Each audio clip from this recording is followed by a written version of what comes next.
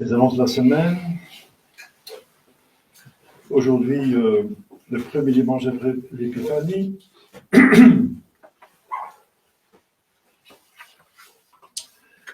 Donc la fête de la Sainte Famille. On aura pu faire la solennité de l'Épiphanie qui tombait en semaine, mais on ne peut pas tout faire à la fois. Donc, c'est l'un à l'autre. Je pense qu'il y a des années que je prends l'Épiphanie le dimanche comme solennité et autrefois la Sainte Famille. Demain, encore un grand mystère, n'est-ce pas? Le baptême de notre Seigneur Jésus-Christ. Commémoration. Encore une fête de deuxième classe. Donc nous sommes entrés dans la vie cachée de notre Seigneur Jésus-Christ jusqu'à son début de sa vie publique. Ça va très vite, n'est-ce pas? Parce que le baptême, c'est déjà le début de sa vie publique. Mais le mystère, c'est que Dieu se révèle étant incarné. C'est ça, l'épiphanie, ça veut dire la révélation de Dieu. Et avec le baptême, il se révèle. Parce que une voix du ciel retentit, ceci est mon fils, le Saint-Esprit descend sur Jésus. Donc, les assistants de ce phénomène, de cet événement devaient comprendre que Jésus est le Messie. Voilà. C'est pour ça que ça se fait maintenant dans le temps de l'épiphanie. Même si c'est après 30 ans, c'est 30 ans qu'il a subi le baptême de Saint Jean-Baptiste. Mardi, Saint Hilaire, évêque de Poitiers, docteur, un des plus grands français, n'est-ce pas, catholique, un père de l'Église.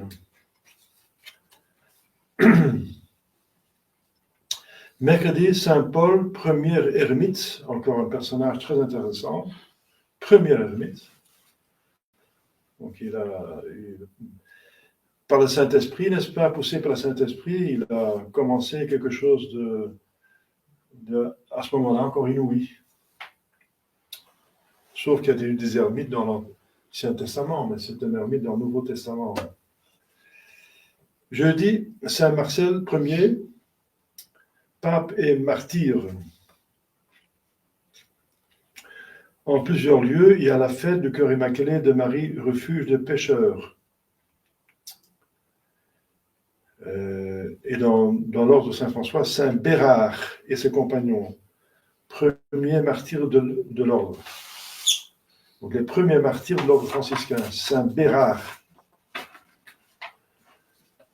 Vendredi, Saint Antoine, mais c'est l'abbé, pas le prêtre, pas de Padoue, mais Saint Antoine, l'abbé, qui a aussi vécu comme ermite.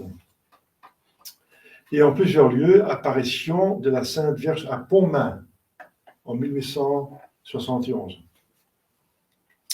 Samedi de la Sainte Vierge au samedi, avec la mémoire de Sainte Prisque, Vierge et martyre. Et on commence à la demande de Saint Pie X, une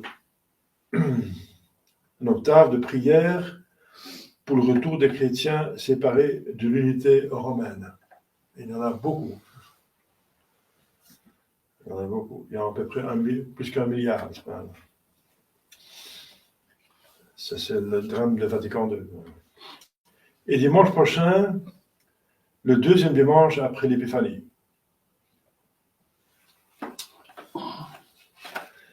Hier, j'ai célébré la messe d'enterrement et j'ai fait l'enterrement de Paul Botuc.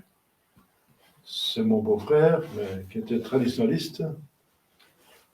C'était un très bel événement, n'est-ce pas? Il y avait 50 personnes de la tradition qui se sont unies, n'est-ce pas? C'était très beau. On a pu prier pour son âme. Je vous demande aussi de prier pour son âme. Au nom du Père et du Fils et du Saint-Esprit, ainsi soit-il. Chers fidèles, cet évangile est la seule information que nous donne le Saint-Esprit, bien sûr. L'Écriture sainte vient de Dieu. Et les écrivains sont seulement les instruments. C'est la seule péricope, le passage, dont l'Écriture sainte parle des 30 ans que notre Seigneur Jésus-Christ a vécu sur terre après son retour de l'Égypte. Le seul événement qui est mentionné. Donc, elle sait que c'est d'une importance. Alors, qu'est-ce qu'on voit? Pourquoi à 12 ans, Jésus va à Jérusalem? Eh bien, les Juifs étaient obligés d'aller au sanctuaire. Il y avait un seul sanctuaire pour tout le pays, un seul. Les synagogues, c'était juste des lieux de rencontre pour prier des psaumes et une prêche. Voilà. Prier et prêcher, c'est tout. Il n'y avait pas de sacrifice, pas de liturgie.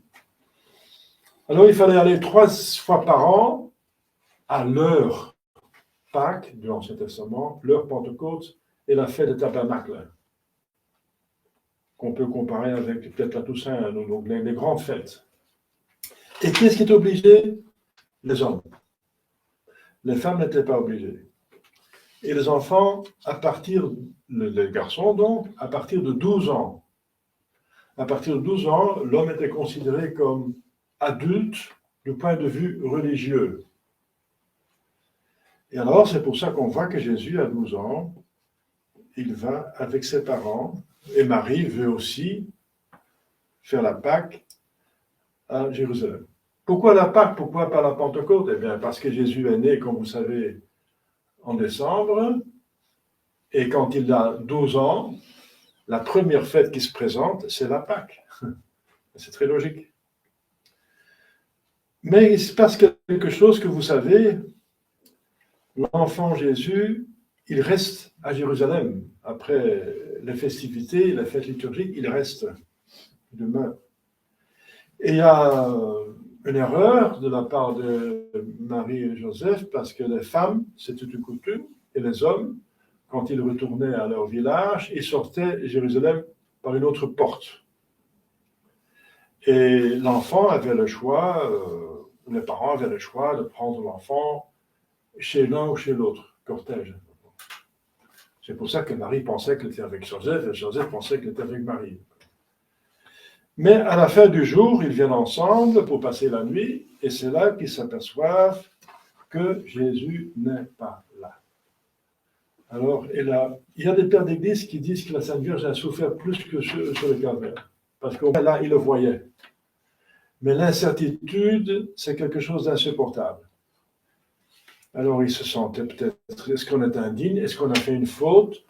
Que Dieu nous a quittés? Si on est responsable pour l'enfant? Parce qu'en même temps, il y a la divinité, ensuite, il y a quand même l'humanité. Ils étaient responsables de l'enfant Jésus. Responsables. Donc, ils pensaient ils ont négligé quelque chose.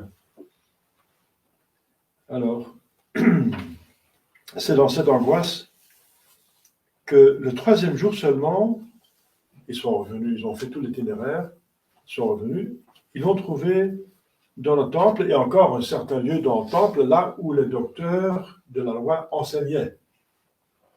Par une sorte d'intuition divine, ils sont allés voir là. Et là, ils ont trouvé l'enfant Jésus.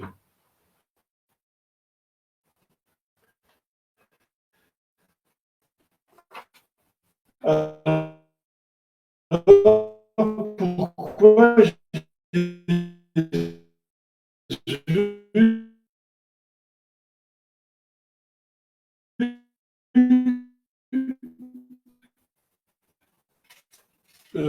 leur dit pourquoi vous cherchez par ailleurs organiser parce qu'on ne peut pas soupçonner non plus Marie de faute. Elle n'a jamais fait une faute, ni Saint Joseph. Donc il y a là quelque chose. Eh bien, c'est une leçon que la Sainte Providence peut nous apprendre, comment se comporter en famille. Et les relations entre les hommes se font par un ordre. Parce qu'on est créé à l'image de Dieu. Et c'est pour ça qu'on est créé, pas seulement individu, mais aussi société. Parce que Dieu est individu, il y a des individus, le Père, le Fils et le Saint-Esprit, mais c'est une société qui fait une société, un seul Dieu, dans le cas de Dieu. Nous sommes créés à l'image, donc nous ne sommes pas des individus, des personnes pour rester tout seuls. Ça, c'est casser l'image de Dieu, n'est-ce pas? Même un ermite, il va tout seul pour être mieux avec des personnes. Il faut commencer avec Dieu, pas personne. Avec les anges, avec les saints. Et aussi pour la société, parce qu'en tant qu'ermite, il peut mieux prier, et on ne prie jamais pour soi-même tout seul. Jésus dit, priez notre Père, pas mon Père. Donc il faut aussi, bien sûr, prier pour soi-même, parce qu'on est obligé d'aller au ciel, donc on a besoin de prière. Mais il faut aussi prier pour les autres. Et alors l'ermite, même s'il est tout seul, c'est un bienfait pour une société, de façon à ce qu'un ermite est patron de la Suisse, qui est une énorme société, n'est-ce pas? De, je ne sais pas quoi, 4 millions de personnes. C'est une grande société, 4 millions de personnes, n'est-ce pas? Eh bien, il est patron, quoi qu'il est ermite. Pourquoi? Parce qu'il a prié pour le pays, il a plus de grâce. Donc, on n'est jamais tout seul. Ça n'existe pas, n'est-ce pas? C'est casser l'image de Dieu. Donc, c'est pour ça qu'il y a 3 sociétés que Dieu a voulu, comme l'image de la Sainte Trinité. Et c'est, comme vous savez, la famille, parce qu'on n'existe pas sans famille. On n'existe pas sans un père et une mère. Donc, on a déjà besoin des autres pour exister, comme le Fils a besoin du Père pour exister, et le Saint-Esprit a besoin du Père pour exister. Et le Père a besoin du Fils et du Saint-Esprit pour exister, sinon il n'est pas Père, s'il n'a pas de Fils.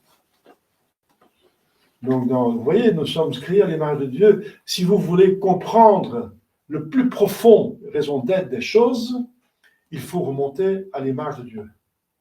Alors, il ne peut pas aller plus profondément que l'image de Dieu dans la création. Donc, la Sainte Famille. Ici, c'est un exemple encore pour la surnature, parce que voilà. Donc, la famille est une société fondamentalement naturelle, ça veut dire pour notre existence corps et âme, mais c'est tellement important que Jésus en a fait un sacrement, voilà, le mariage.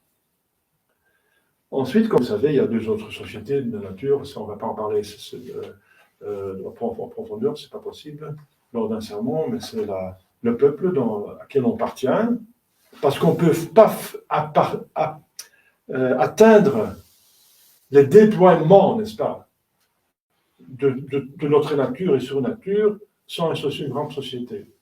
Pour le déploiement de notre nature, on a besoin d'un pays qui organise l'enseignement, la défense militaire contre les attaques, l'infrastructure, l'économie, la culture, etc. Donc, on a besoin d'une société pour bien fonctionner, absolument besoin. Et ensuite, on a besoin de l'Église pour fonctionner dans la vie surnaturelle. On reçoit de l'Église aussi la naissance, le baptême. Les autres, on ne donne pas soi-même le baptême, ce n'est pas possible. On reçoit de l'Église. Alors, et il y a de l'ordre. Ici, on voit très bien l'ordre. Dieu est ordre. Il y a un ordre entre les personnes. Le Père ne vient de personne. Le Fils, comme je viens de dire, vient du Père, si vous avez ça, et le Saint-Esprit vient de 2 autres personnes. Donc il y a un ordre en Dieu. Ça s'appelle l'ordre des processions divines. Les processions divines, qui ont un certain ordre. Et c'est pour ça, chers fidèles, que sur terre, il y a un ordre. Ça vient de Dieu, c'est l'image de Dieu. On peut en abuser, comme on peut abuser de tout. On peut abuser d'un ordre pour faire vers un mauvais but, n'est-ce pas? Mais ça, c'est un abus, mais ça ne veut pas dire que l'ordre en soi, il est mauvais. C'est très bien, l'ordre. C'est même dans l'Écriture sainte, par plusieurs fois de l'ordre, La citation la plus importante, vous la connaissez, c'est le propre du sage de mettre de l'ordre. Alors, si vous faites un raisonnement, ça veut dire c'est le propre d'un point pour mettre de désordre. Donc, c'est passage, c'est donc passage de mettre de désordre. Les gens qui mettent de désordre sont ou bien ils sont dérangés, n'est-ce pas, intellectuellement, ou bien ils sont mauvais. C'est le diable qui met le désordre. Dieu met l'ordre. Le diabolus, c'est justement celui qui met tout en dessous, qui met désordre. Donc l'ordre est fondamental dans nos relations. Et dans les relations humaines, il s'agit d'ordre hiérarchique. Donc en soi, c'est bon, l'hierarchie. Alors encore, ce sont les abus qui font le bazar. Mais ça ne veut pas dire qu'il y a un abus, que la chose elle-même est mauvaise. Au contraire, c'est magnifique. Et si on va à l'ordre, Jésus, il reste à Jérusalem par ordre, par obéissance, parce qu'il parle de son Père. Il dit, ne saviez-vous pas que je dois être dans les affaires de mon Père? Je dois. Comment on doit? Par obéissance. Et vous savez, par ailleurs, que le grand misère, tous les misères, n'est-ce pas, viennent du péché. Sans péché, il n'y a pas de misère, rien. Sans péché, il y a le paradis terrestre sur terre, et si on fait une petite obéissance, n'est-ce pas, on ne touche pas de l'arbre de connaissance, on va au ciel. C'est ça, Dieu qui nous a donné ça. Donc, tous les misères, n'est-ce pas, dont on souffre, ça vient du péché. Et c'est quoi le péché? Eh bien, c'est encore en désobéissance. Voilà. Fondamentalement. Et la restauration, c'est fait par une obéissance. Bien sûr, le premier mouvement de la restauration, n'est-ce pas, de la rédemption, c'est un mouvement de bonté. La Sainte Trinité qui décide de nous sauver. Un décret en Dieu. Mais ensuite, il y a l'obéissance du Fils à ce décret. Et ensuite, il va aussi dire, je n'y a rien ce que je fais que mon Père ne m'a pas fait faire, et je fais les œuvres de mon Père. Le Saint-Esprit est infiniment obéissant. Il dit, il va vous rappeler tout ce que moi je vous ai raconté, pas autre chose, tout ce que. Donc il y a un ordre impeccable en Dieu, n'est-ce pas? Et c'est encore par obéissance, donc, après la bonté qui est la source, n'est-ce pas, de tout, l'amour. C'est par amour qu'il y a l'obéissance. Par amour, justement, voilà, c'est pour le bien l'obéissance. Le Fils va obéir, il va dire, c'est dans l'Écriture sainte, voici, je suis là pour faire votre volonté, dit le Fils au Père. Et il descend, il s'incarne, il devient homme. Et c'est pas une petite chose, hein. C'est pas une petite chose. L'incarnation, c'est quelque chose de très pénible, n'est-ce pas? Vous allez voir à Pâques, là, la Semaine Sainte. Vous savez ça. C'est pas une petite chose. Mais c'est par amour.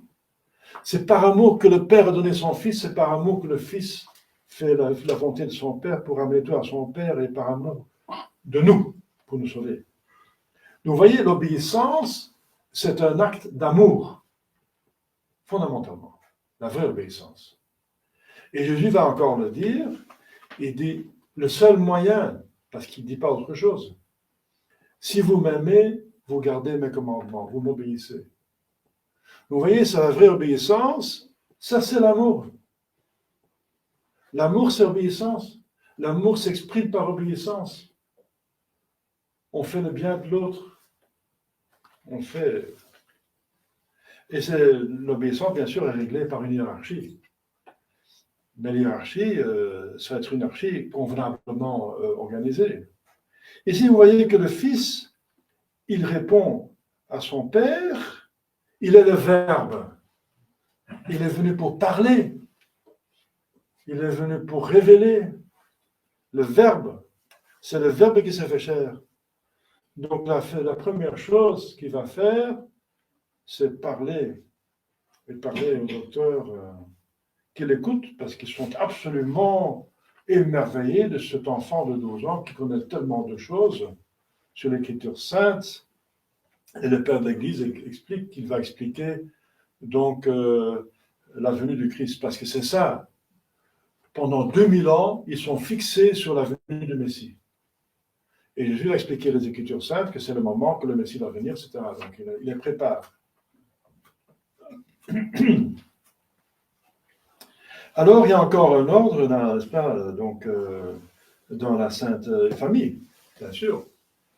Parce que Marie et Joseph devaient être l'exemple de tous parents, que, bien sûr, l'amour de la patrie et de la famille, c'est très important.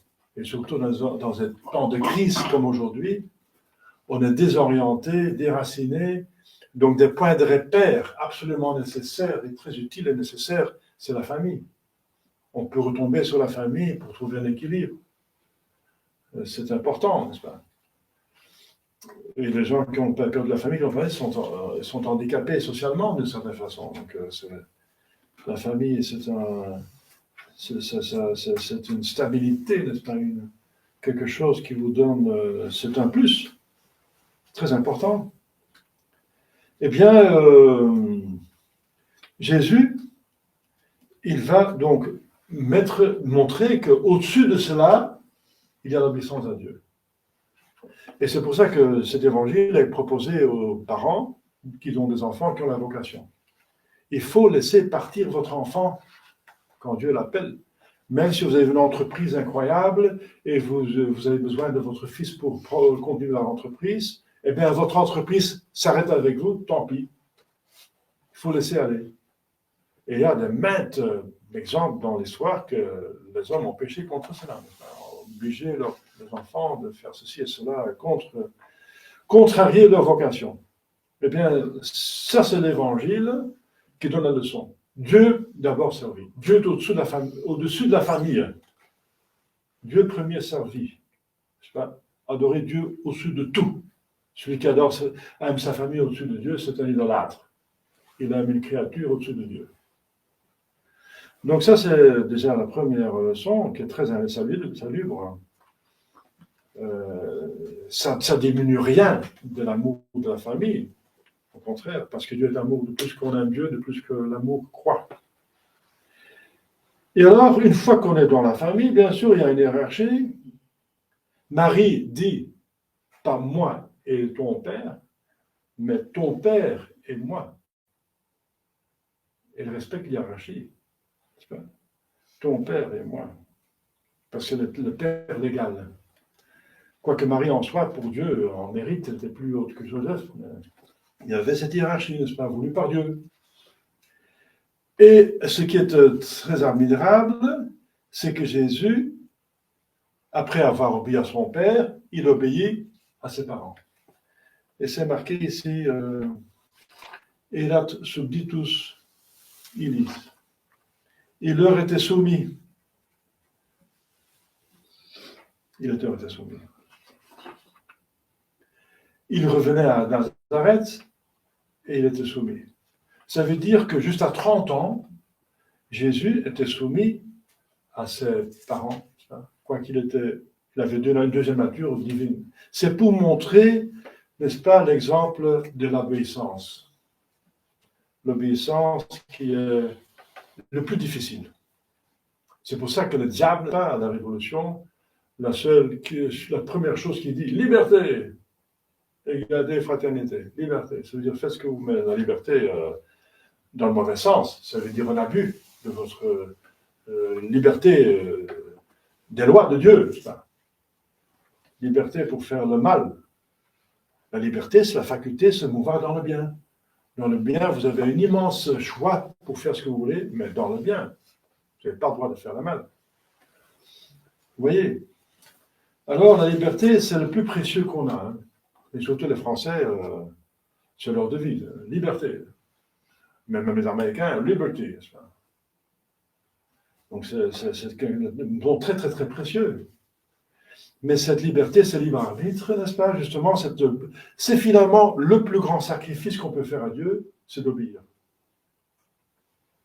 Et voilà. Et c'est quelque chose pour nous qui demande parfois quelque chose d'héroïque, parce qu'il faut parfois sacrifier des choses très précieuses, mais justement, Dieu est premier servi, et on ne sera pas déçu. L'obéissance à Dieu vous élève. C'est l'obéissance aux créatures qui vous soumet. Parce que si on obéit, on se met en dessous. Eh bien, si on se met en dessous, on préfère une créature que Dieu, on se met en dessous de la créature.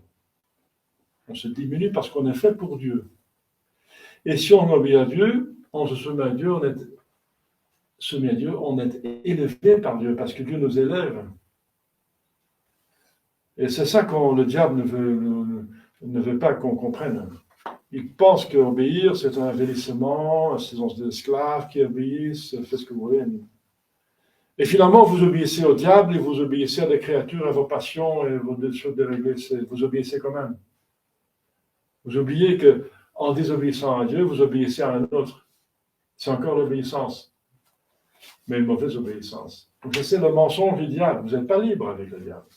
C'est l'esclavage. Voilà. Alors, qui vous voulez obéir? Au Dieu, au diable? Parce que oui, j'obéis à moi-même. Oui. Oui.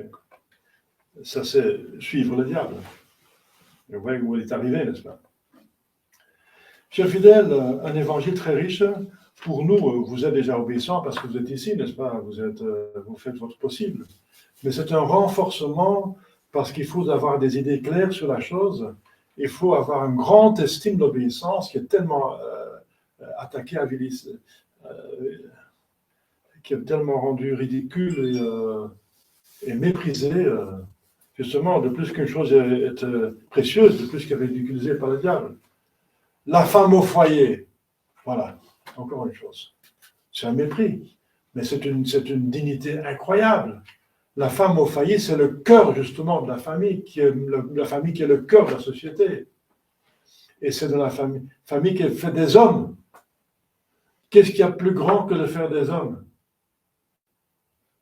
La famille, la femme dans les usines, dans les bureaux, qu'est-ce qu'elle fait? Elle fait l'administration, les papiers, je sais pas quand, n'importe quoi. On fait des usines, qu'est-ce qu'on fait? Des ordinateurs, au foyer, elle fait des hommes. Elle conçoit, elle met au monde, et elle éduque des enfants. Qu'est-ce qui est plus grand qu'un homme? Donc, la femme au foyer, c'est un office, un des plus grands qui existe sur Terre. Oui, comme le diable ment, n'est-ce pas? Et voilà. Et, chers fidèles, une exhortation pour avoir en grande estime l'obéissance, je vous ai dit, vous savez ça, c'est le sacrifice le plus profond de votre être. Votre âme plus important que votre corps, et dans votre âme, c'est la volonté libre qui est le plus profond avec votre intelligence, le plus profond de votre être homme. C'est votre volonté libre. Et sacrifier cela, c'est sacrifier le meilleur que vous avez, avec Abel, qui donnait le meilleur qu'il avait.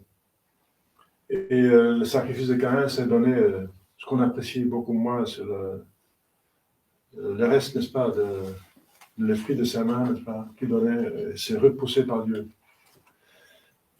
C'est le plus grand acte d'amour de Dieu, de l'obéir dans les choses qui nous coûtent le plus. Et Dieu ne se laisse pas surpasser en générosité, n'est-ce pas? Ce qu'il donne en récompense, c'est plus que le centuple, c'est le centuple, mais c'est quelque chose d'infini, vous savez. Donc demandons la Sainte Vierge qui est soumise à Saint Joseph, et Saint Joseph qui était soumis